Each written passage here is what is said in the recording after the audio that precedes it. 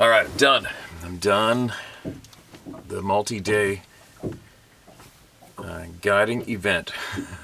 It's a lot of fun. Bunch of real good guys. Real good guys. Americans and Canadians. They're all buddies. I think we basically had almost everyone covered around the planet. We had some people from Fiji, from people from East India, I guess, Pakistan, where people's heritage originated from, Japan, China, and an Irishman. Isn't that a crazy mixture? It was a lot of fun. There's a young son there. Another man brought his elderly father. We all had to call him uncle. And I can start off with telling you guys a funny, all right? So if you haven't been with me guiding before, which many of you obviously haven't, I make sure that everybody gets razzed nonstop. It's always fun. Always. Right? You just chuck and shit each other nonstop. It's a lot of fun. Especially when you got a bunch of people like this, a bunch of guys having their annual fishing trip. It's a lot of fun. So anyways, the dad, I think he's possibly originated from Pakistan. Hardcore accent, elderly man. And we had 2 boatloads of guys, and we mixed up the crews on both boats each day. So anyway, these guys are a bunch of guys. We're having a good time. We're laughing, joking, and I'm nonstop chucking shit at everybody. And somebody looked over and they saw this boat. I said, "Hey, look at that boat. It's a Bertram. Those are real good boats." And I looked. I said, "Yeah." I go, "That looks just like the boat from Gilligan's Island. Remember that show?" And everybody starts laughing. "Oh yeah, Gilligan's Island." And there's a little bit of a pause. And we're trolling along. We're fishing. And then I looked at everybody and I go, "Hey, all right, picture it. You're on Gilligan's Island. Ginger or Marianne? Who you going for?" Right, you deserted on an island, on Gilligan's Island. Who you going for? And it was so funny. The elderly man piped up right away and goes, "I think it would have to be Marianne." Oh my God, it brought down the house. It was so funny. He was such a good old guy. Great sense of humor, very intelligent man. I think he said he used to be a police officer in India years back too. Anyway, I don't know if you'll find that funny or not, but if you'd have seen the man and heard his delivery, it was so funny. It brought down the house. Like, "You dirty old dog, you had a crush on Marianne all these years." It's a lot of fun. Anyway, moving along.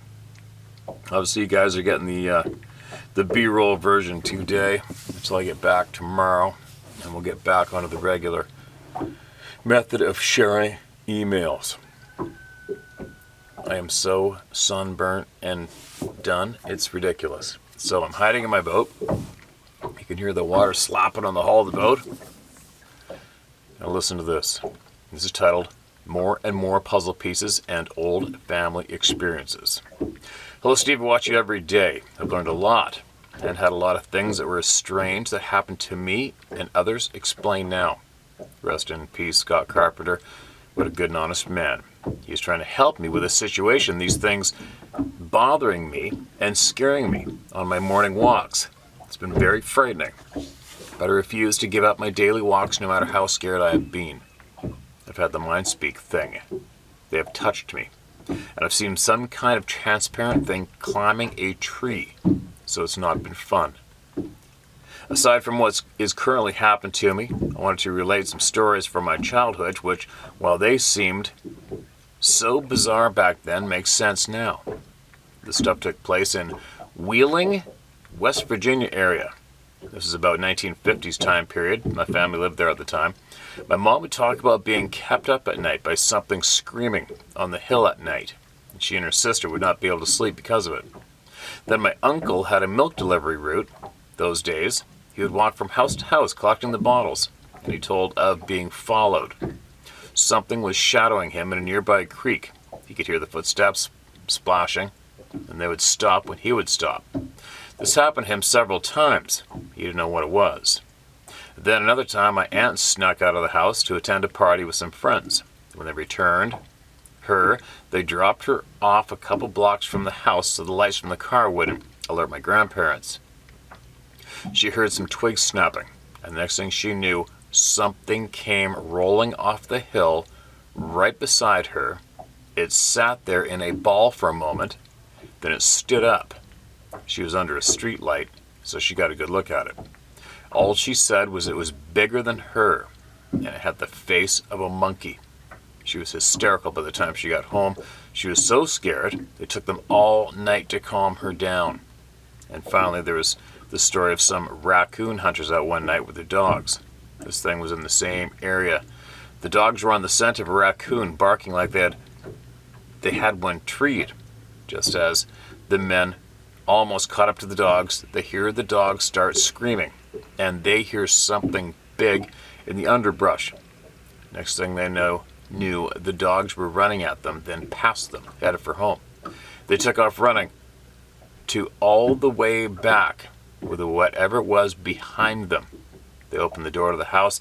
The dogs and men ran to the door, and whatever it was hit the door repeatedly before leaving. The woods and underbrush in the area are very dense, and it's very dark in the woods, or at least it was back then. At the time, there wasn't any talk, at least At that time, there wasn't any talk, at least that I was known, about Bigfoot, so that wasn't something that was considered. I used to think that Bigfoot phenomena was something that happened in remote areas. I know that's not true now, and what my aunt experienced was more than likely a sighting of one. Please keep sharing away, Steve. There's always something you can learn if you just take the time to listen. I appreciate the time you put into this. Oh, and just one comment on the thing you said about getting someone else to read these emails. I think a lot of people trust you, Steve, and not to disclose locations or names, and they might not feel comfortable telling these accounts to anyone but you. Just a thought. Thanks, Linda C. All right, Linda. Appreciate that email. That's a lot, right? That's a lot of info and a lot of experiences directly related to one person in the neighborhood. It's kind of creepy. Imagine something rolling down underneath the frickin' streetlight like that and standing up and looking at it and he's bigger than you. That would suck. And Scott Carpenter, rest his soul. He helped a lot of people, right, you guys? He helped a lot of people. He did a lot of people helping with this topic and much more while he was here. A lot. This next one is titled, After Years, Nothing to Hide. You're gonna hear the odd boat go by, you guys. But other than that, it's fairly peaceful here, I think. Quiet enough in here. I think the audio is gonna be all right. Now listen to this. After years, nothing to hide, even my name. All right, here we go. Hi, Steve. Well, it's about time I sent this to you. After so many years, then following your two sites, listening and learning from you and the First Nations people, doing like you said, and networked to friends and family, I guess I'm not alone. And so here we go. Well, I guess it's time to open up and share my experiences with these hairy beings. I have a similar problem with an apple thief. I unloaded a crate of apples I got for the horses out of the back of my PT Cruiser so I could reach my 2 grocery bags. I was staying in my Class C motorhome while the elect was going into the ditch for the house. What? Might be some typos, maybe. I let my dog Jiggy out while I took 2 grocery bags in and laid them in the swivel chair on the left. Jiggy went nuts and was jumping at the door to get back inside. I let her in and turned around only to see this big, hairy, human-like, reddish-brown critter, bigger than a bear in these parts, squatting down, grabbing apples out of the crate. We froze looking at each other as I'm old and a bit incontinent. Sorry, one more time. We froze looking at each other as I am old and a bit incontinent. I lost my bladder as he dropped the apple in his mouth with a look of, I'm seen. Then as he stood up to about 7 or 8 feet tall, letting the apples drop from his hands and arms, I started talking to him like a scared dog. Good boy. That's a good boy. Just eat those apples. It's okay, sweetie. As I backed up, getting in the motorhome, locking the door. Well, as I peeked out the window behind the swivel chair where I put my 2 grocery bags, it was headed to the door. My cell was in the PT Cruiser on the charging cord. Never again. This big fella placed its big hand against the door's window, pressing it so hard that it stripped the screws, cracking the plastic trim ring inward till only the bottom edge was connected. I kept saying, "Good boy, go get some apples." But it then went to the back driver's side corner of the motorhome. It peeled the bottom corner clear up to the back roof line. The generator broke loose and on the ground. Now, most people might think this is just an elaborate story, but now, just to keep the peace around here, I keep apples out for them, and they leave me alone. And only occasional whack on the wall of my new bigger motorhome if I don't get some apples out. This is seasonal when apples and pears and fruit are scarce, but in early summer till late in fall they are back. Kind of a symbolic relationship. I'm 71 now, and after finding out that my neighbor Jane feeds them too, she works at COOF. Then my daughter, then DJ, my retired Department of the Interior friend, has them on his 300-acre ranch. And my sons, one being a logger, all know. I guess I now am a curator of an unusual situation. So if any one of you feel threatened, just give them space and the courtesy to let things settle so you can cohabitate. I have elk come into my property all the time and rarely have bear anymore. I'm against a huge acreage of wildlife and geese habitat, and it's great. Just remember, don't threaten them, as they seem to sense your intentions. I'm so very grateful to you, Steve, as now I can openly tell the people around me, feeling them out on things with great caution before spilling my guts. Like I said, I'm 71 years old, living off-grid with one of the most amazing beings I've yet to see. 7-8 feet tall on average, reddish highlighted long hair, especially on the arms, semi-human facial looks, but like an unshaven hobo. Nose not long but wide, with a downward tip. Lips present with a set of squarish teeth, but canines not prominent. The body shows extreme strength and fit for covering ground easily, speed, and very well of its surroundings and escape paths. Eyes are dark brown with the sclera whites tinted slightly tannish. The tear ducts are dark pink. Ears set like ours but twisted at the top a bit. It seems maybe to have better peripheral hearing. Hands like a logger, strong and covered in a blending of shorter hairs at knuckles but longer near the wrist and even longer beyond.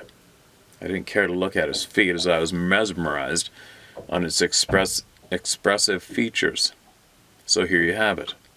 I'm a 71-year-old retired automotive customizer, painter, and do hot rod upholstery now. I was on the Discovery Channel's Monster Garage Build Team 16 and won the tools. Suburban Wedding Chapel Build. So if you think I'm scared anymore of dealing with a television reality show in Long Beach, California, well, I know how those producers stage the game and we are all the puppets. Give them hell, Steve, and just remember that when they attack you online, you are on the right track, as censorship is the sign the truth is at the summit. Tonna Carlo Roy, Washington, USA. That's Tonna, Carlo Roy. P.S. Yes, Fort Lewis has a Sasquatch helicopter squad that flies over my property regularly with those white decals on the rotor cover. And there's the photos, the window pushed in and the side of the motorhome ripped up. That's crazy. That's pretty crazy. Sounds like there's a footprint and a map location. That's incredible. I'll tell you what, if you're still watching the channel, and I don't know how long ago you sent this originally, but if you've got any more details you want to share with us, you know the routine. Share them. We're interested. This sounds pretty intimidating. That sounds absolutely intimidating. I wonder how many different times you've actually seen these beings. Be safe out there, all right? Be safe wherever you are and what you're doing. Be safe. And email us more if you can, if you've learned, experienced more. We are curious.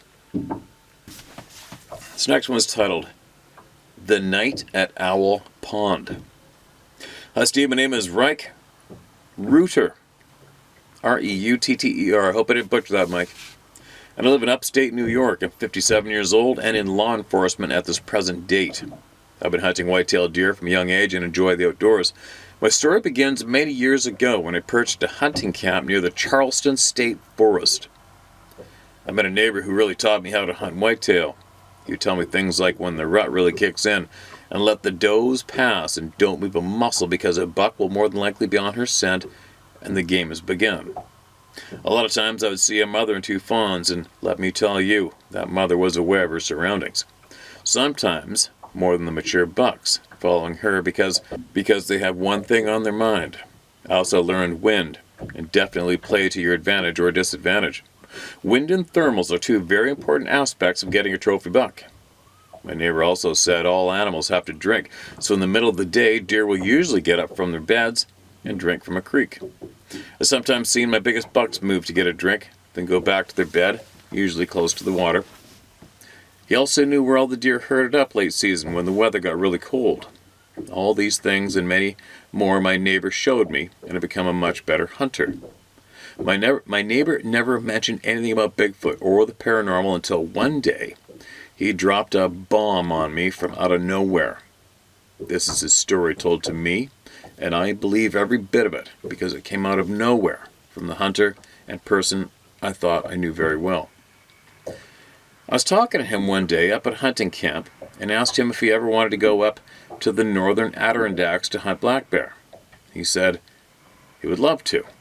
I told him there was a hunting camp on paper land, must be public land, we can use about 7 miles northeast of Spectacular. He was ecstatic and asked me what landmarks are in close proximity to the cabin. I told him it's in the middle of nowhere, but I remembered a pond about a mile away called Owl Pond. His jaw dropped, and the fear in his face was astonishing to say the least. I've never, and I mean never, seen that look from him in all the years I hunted with him.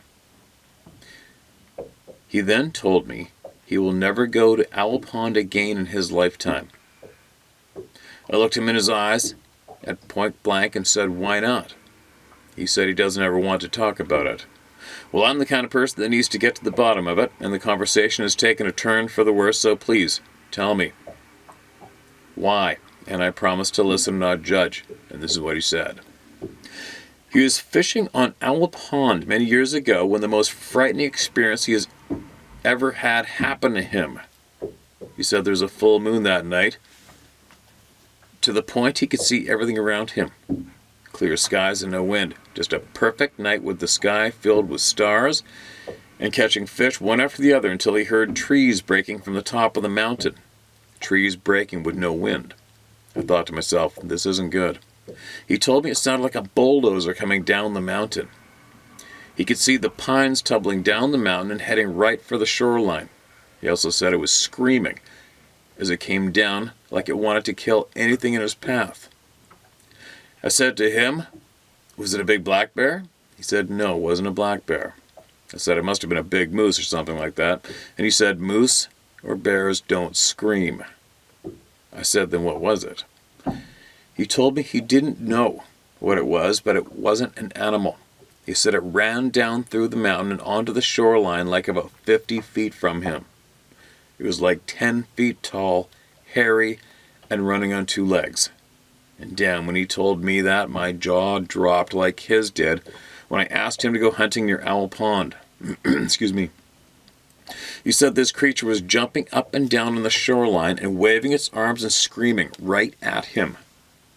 I asked him, what did you do next? He said he started paddling out and away from this monster as fast as he could.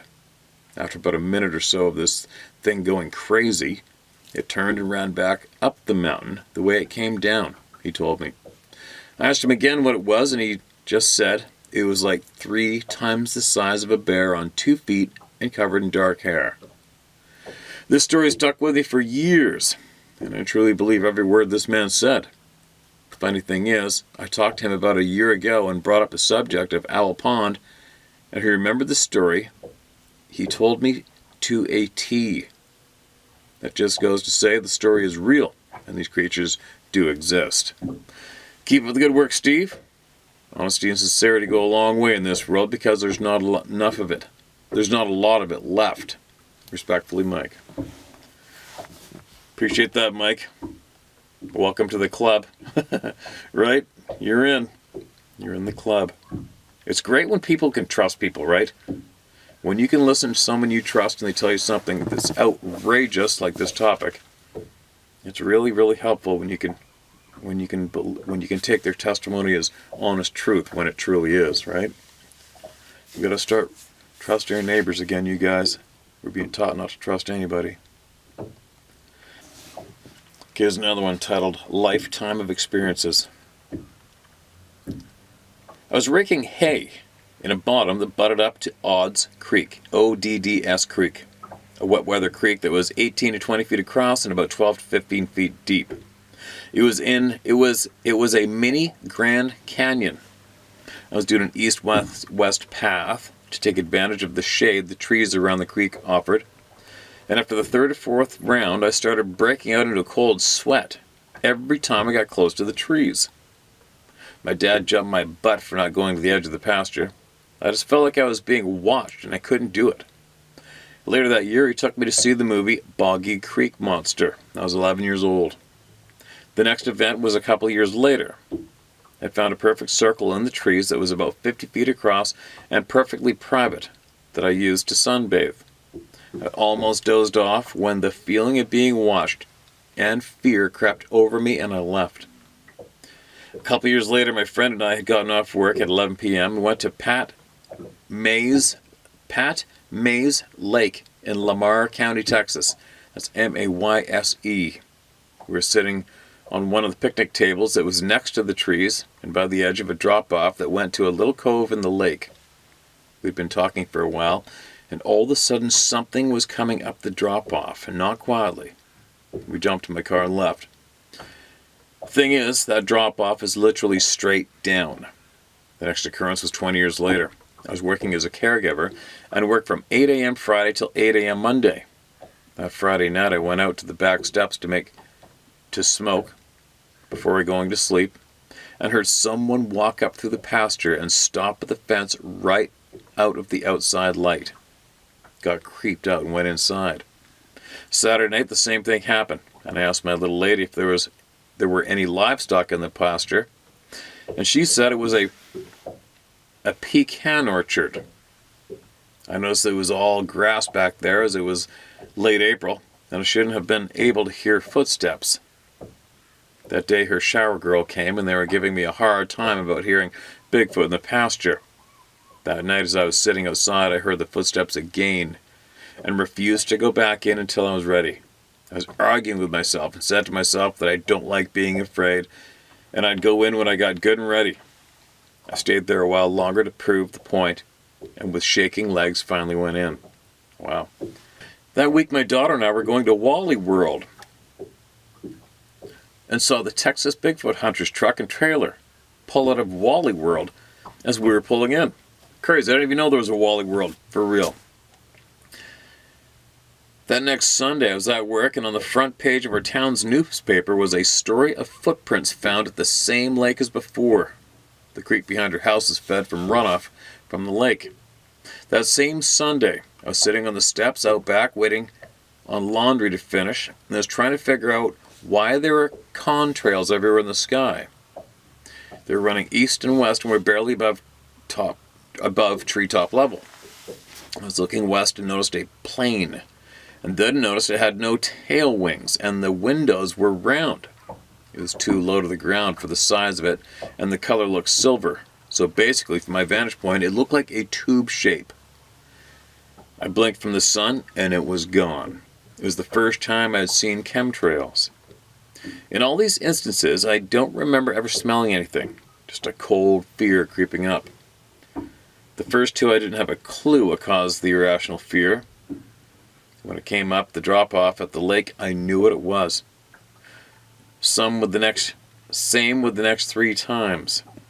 I've always accepted these beings as real, but have never believed that aliens or anything of such. Still don't believe in aliens. I still don't believe aliens exist. I figure the powers that be created these crafts that have been seen. Because of all the experiences over my life, I had seeing one of these beings on my bucket list. That was until I found your channel 3 or so years ago, and I realized I was one of the lucky ones. Thanks for giving everyone a place to talk about what has happened to them. It has helped me understand what happened to me. Well, that's good news. Holy cow, I'm starting to melt. I think that's why I might be butchering some of the reading. I appreciate your email. And as you go through life talking about this topic openly, make sure you send us back any new knowledge you might acquire, right? Especially if it's going to help somebody. Here's another one. Excuse me. This is titled Student of Professor Grover Krantz, 1978, WSU.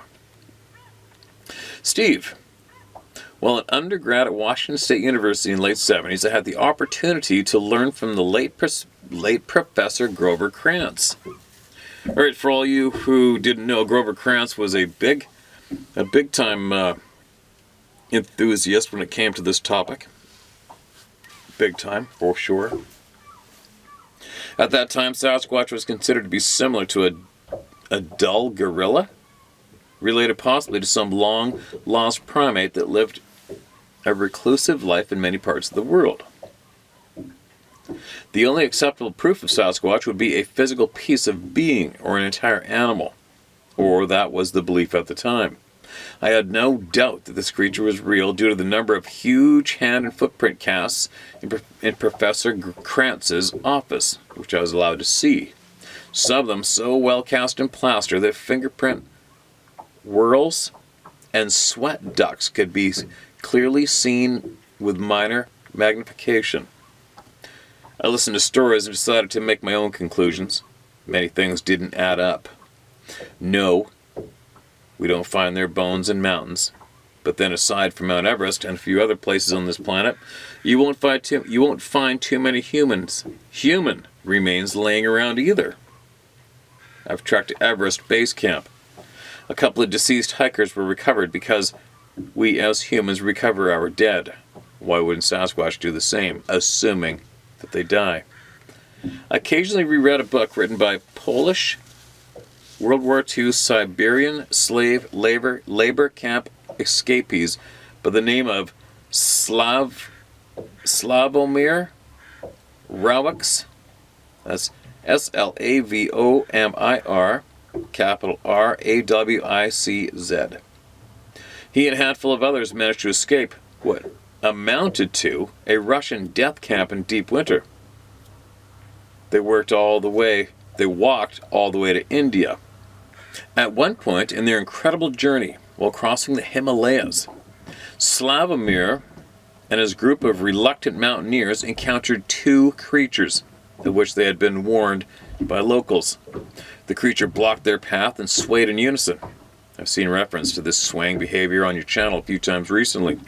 For some time, apparently quite aware of the humans. Ice chunks thrown at the creatures had no effect.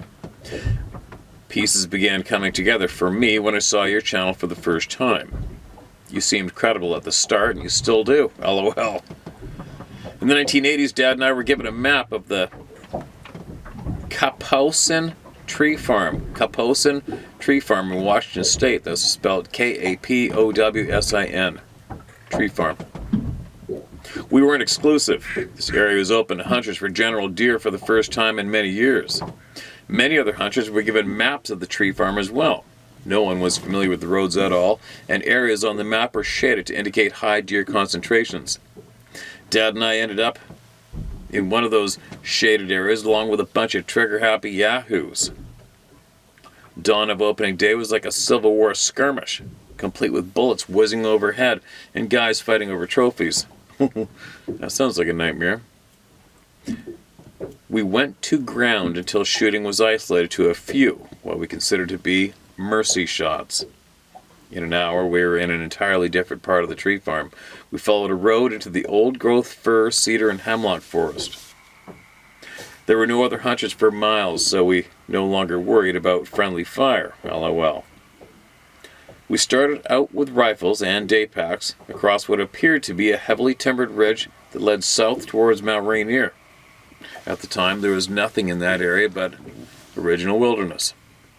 We followed the contour of the land, looking for sign and gathering a few chanterelles along the way. The peace in this location beat the dickens out of the gun battle we had experienced this morning. Chanterelles are mushrooms, in case any of you guys are wondering.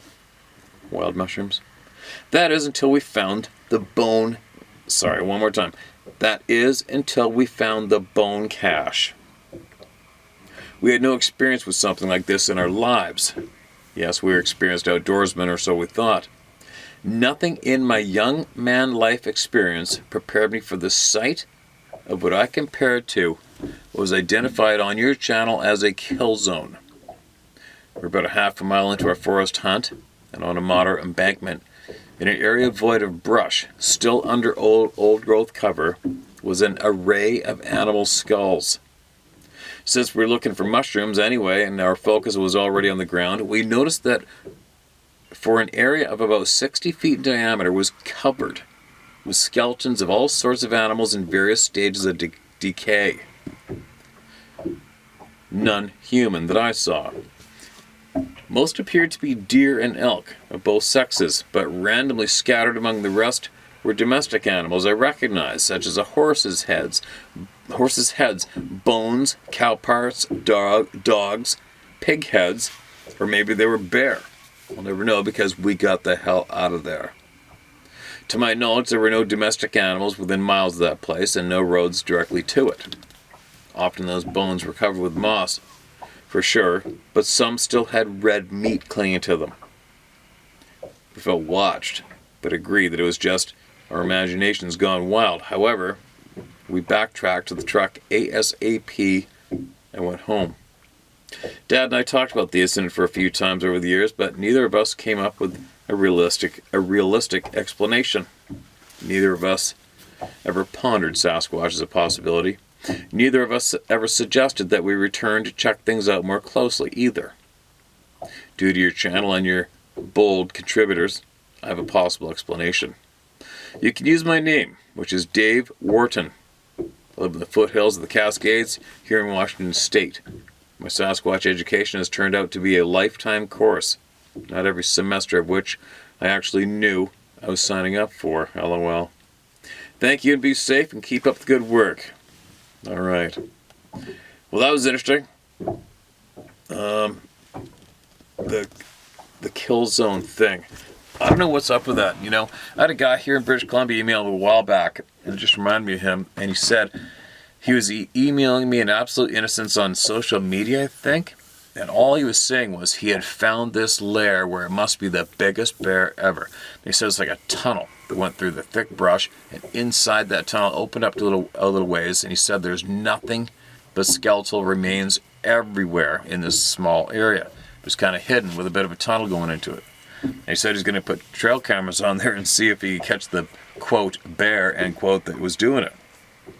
And I hadn't heard from him since. So, if you are still here and that is a familiar story to you and you recognize it as yours, email me back and let me know if you went in there. I'm very curious to know.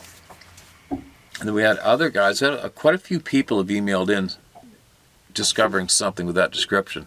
And that's really alarming. But it might not be alarming if it was near a road or a snowmobile trail, then it would almost possibly be from a trapper. You see a lot of trappers will pre-make huge bait piles for trapping predators, wolves especially.